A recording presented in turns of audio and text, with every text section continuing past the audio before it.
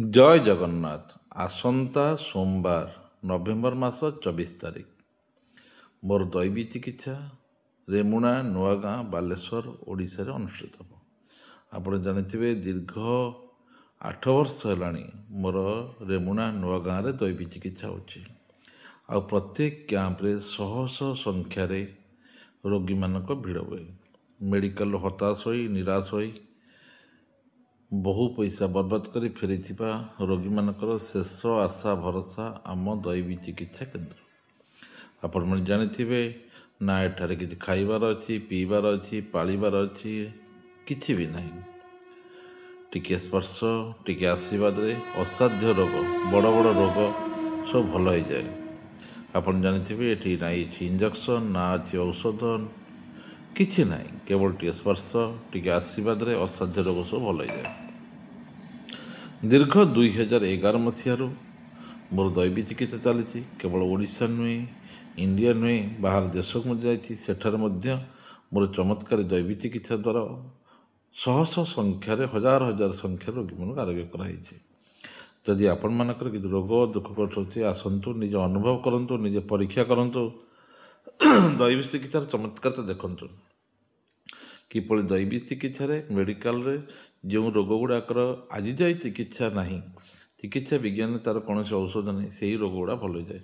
ଯେପରି ଧଳା ଛଉ ହେଉ, ଲିକୋଡର୍ମା ହେଉ, ଥାଇରଏଡ଼୍ ହେଉ, ମାଇଗ୍ରେନ୍ ହେଉ, ସାଇଟିକା ହେଉ, IBS ହେଉ, ଫ୍ରୋଜେନ୍ ସୋଲ୍ଡର ହେଉ, ଏମିତି ବହୁତ ରୋଗ ଅଛି ଯେଉଁ ରୋଗ ଗୁଡ଼ାକର ଏଠି ନିରାକରଣ କରାଯାଏ। ଆଣ୍ଠୁଗଣ୍ଠି ବାତ ହେଉ, ସ୍ପାଇନାଲ୍ କର୍ଡ଼ ପ୍ରୋବ୍ଲେମ୍ ହେଉ, ଥରେ ଆସନ୍ତୁ, ନିଜେ ଚମତ୍କାର ଦେଖନ୍ତୁ କିପରି ବଡ଼ ବଡ଼ ରୋଗ ଗୁଡ଼ାକ ନିମିଷକେ ଭଲ ହେଇଯାଏ।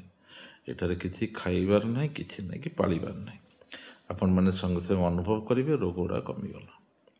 ଆପଣ ଜାଣିଥିବେ ନିକଟ ଅତୀତରେ କୁମ୍ଭମେଳା ଗଲା। କୁମ୍ଭମେଳାରେ ଯେଉଁଠି ଲକ୍ଷ ଲକ୍ଷ ବାବା ଥିଲେ, ସେଠାରେ ମୁଁ ଥିଲି। ଆଉ ମୋର ଦୈବୀ ଚିକିତ୍ସା ଦ୍ୱାରା ଦୈବୀଚ ଶହ ଶହ ସଂଖ୍ୟାର ଲୋକ ଲାଇନ୍ ପ୍ରତ୍ୟେକ ଦିନ ଠିଆ ହେଉଥିଲେ ମୋର ଦୈବୀ ଚିକିତ୍ସା ପାଇଁ। ଏହା ଲକ୍ଷ ଲକ୍ଷ ବାବାମାନେ ଯେଉଁ ଜାଗାରେ ଥିଲେ ସେଠି ମୁଁ ନମ୍ବର 1 ଥିଲି।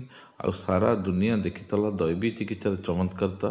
ଆଉ ବିଶ୍ୱାସ କରିପାରୁନଥିଲେ ଯେ କିପରି ବଡ଼ ବଡ଼ ରୋଗ ଗୁଡ଼ାକ ବିନା ଔଷଧରେ ସାଙ୍ଗେ ସାଙ୍ଗେ ଭଲ ହେଇଯାଉଛି। ଥରେ ଆସନ୍ତୁ, ନିଜ ଆଖିରେ ନ ଦେଖିଲେ ବିଶ୍ୱାସ କରିପାରିବେ ନାହିଁ ଯେ ପ୍ରକୃତରେ ଘଟୁଛି। ଆଜିର ଆଧୁନିକ ଯୁଗରେ ଯେଉଁଠି ମଣିଷ ଏତେ ବିଜ୍ଞାନ ଅଗ୍ରଗତି କରିଛି, ସେ ଜାଗାରେ କିପରି ବଡ଼ ବଡ଼ ରୋଗ ଗୁଡ଼ାକ ଟିକେ ଛୁଇଁଦେଲେ, ଟିକେ କହିଦେଲେ ମନ୍ତ୍ରରେ କିମ୍ବା ୟୁଟ୍ୟୁବରେ ମଧ୍ୟ ମନ୍ତ୍ରରେ ଶୁଣିଲେ ରୋଗ ଗୁଡ଼ା ଭଲ ହେଇଯାଏ। ନିଜେ ଆସନ୍ତୁ, ଦେଖା କରନ୍ତୁ, ନିଜେ ଜାଣିପାରିବେ, ଅନୁଭବ କରିପାରିବେ। ସତରେ ଏହା ଗୋଟେ ମିରାକିଲ୍ ଜିନିଷ ବା ଆଶ୍ଚର୍ଯ୍ୟ ଜିନିଷ, ଅଦ୍ଭୁତ ଜିନିଷ। ଯେଉଁ କଥା ମୁଁ କେବେ ଶୁଣିନଥିଲେ, ଜାଣିନଥିଲେ, ଯେ ତମେ ଶୁଣିଦେଲେ, କହିଦେଲେ, ସ୍ପର୍ଶ କଲେ ବଡ଼ ବଡ଼ ରୋଗ ଗୁଡ଼ା ଭଲ ହେଇଯିବ। ନିଜେ ଆସନ୍ତୁ, ଦେଖା କରନ୍ତୁ, ନିଜେ ଅନୁଭବ କରନ୍ତୁ। ନିଜେ ଅନୁଭବ କରିପାରିବେ ଭଗବାନ ଅଛନ୍ତି, ତାଙ୍କର ଶକ୍ତି ଅଛି, ମନ୍ତ୍ରର ଶକ୍ତି ଅଛି। ନଥିଲେ ଏତେ ଏତେ ବଡ଼ ରୋଗ କିପରି ଭଲ ହେଇଯାଉଥାନ୍ତା। ଆଜିର ବିଜ୍ଞାନ ଯୁଗରେ କ'ଣ ପାଇଁ ହଜାର ହଜାର ଲୋକ ଏହି ଦୈବୀ ଚିକିତ୍ସା କ୍ୟାମ୍ପରେ ଭିଡ଼ ହେଉଛନ୍ତି? ଯଦି ରୋଗ ଭଲ ହେଉନଥାନ୍ତା, ଦୀର୍ଘ 2011 ମସିହାରୁ ଦୈବୀ ଚିକିତ୍ସା ଚାଲିଛି କେମିତି? ଆପଣ ନିଜେ ଆସନ୍ତୁ, ନିଜେ ଅନୁଭବ କରନ୍ତୁ, ନିଜେ ପରୀକ୍ଷା କରନ୍ତୁ, ନିଜେ ଜାଣିପାରିବେ। ମୁଁ ବି ସବୁ ସମୟରେ କୁହେ, ମେଡ଼ିକାଲ ସାଇନ୍ସ, ଚିକିତ୍ସା ବିଜ୍ଞାନ ମୋ ଉପରେ ରିସର୍ଚ୍ଚ କରୁ।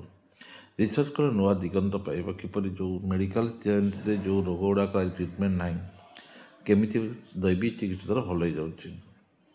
ଥରେ ଆସନ୍ତୁ, ଦେଖା କରନ୍ତୁ, ନିଜେ ଅନୁଭବ କରିପାରିବେ ଯେ ପ୍ରକୃତରେ ଏହା ଚମତ୍କାରୀ ଦୈବୀ ଚିକିତ୍ସା। ଆସନ୍ତା ସୋମବାର ନଭେମ୍ବର ମାସ 24 ତାରିଖ ମୁଁ ଆସିଛି ରେମୁଣା ନୂଆଗାଁ ବାଲେଶ୍ୱର। ଆପଣମାନେ ଯଦି ଭଦ୍ରକରେ ଆସୁଛନ୍ତି, ରେମୁଣା ଗଲି ଟପିବାର 3 କିଲୋମିଟର ଡାହାଣ ପଟେ ପଡ଼ିବ। ଯଦି ଆପଣ ଜଳେଶ୍ୱର କିମ୍ବା ବାରିପଦାରୁ ଆସୁଛନ୍ତି, ବୁଢ଼ା ବଳନ୍ଦ ନଦୀ ଟପିବାର କିଛି ସମୟରେ ଦେଖିବେ ବାଁ ପଟେ କେତେଗୁଡ଼ିଏ ମନ୍ଦିର ଅଛି। ସେ ହେଉଛି ଶାଳବଣୀ ନୂଆଗାଁ। ସେଇ ମହାମୃତ୍ୟୁଞ୍ଜୟ ମନ୍ଦିରରେ ଆମ ରୋଗୀ ସେବା ହେଉଛି। ଆପଣମାନେ ଆସନ୍ତୁ। 2017 ମସିହା ରୋଗୀ ସେବା ସେ ଜାଗାରେ ଚାଲିଛି।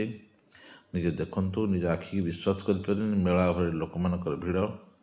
ସକାଳ 10ଟାରୁ 5ଟା ଯାଏଁ ରୋଗୀ ସେବା ହେଉଛି।